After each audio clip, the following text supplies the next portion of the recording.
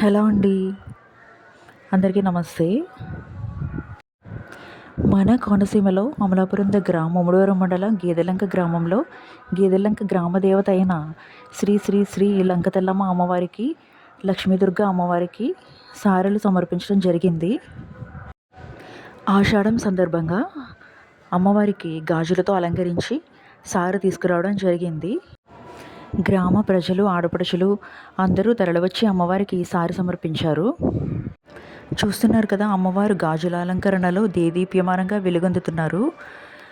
ఒంటి నిండా ఎన్ని నగలున్నా ఒక్క గాజు, మట్టి గాజు చేతికుంటే అందమే వేరు. ఆషాఢంలో హిందూ సాంప్రదాయం ప్రకారం తెలుగింటి స్త్రీలందరూ మట్టి గాజులు కొత్తవి తీసుకుని వేసుకోవడం ఆనవాయితీగా ఒక ఆచారంగా వస్తుంది. అలాంటిది ఆషాఢం సందర్భంగా లంకతెల్లమ్మ అమ్మవారికి గాజులతో అలంకరించారు. ఆ గాజుల అలంకరణలో అమ్మవారు మెరిసిపోతూ దర్శనమిస్తున్నారు. అలాగే లక్ష్మీదుర్గ అమ్మవారికి మట్టి గాజులు, పసుపు కొమ్ములతో అలంకరించారు. పసుపు కొమ్ములు, మట్టి గాజులు అలంకరణలో అమ్మవారు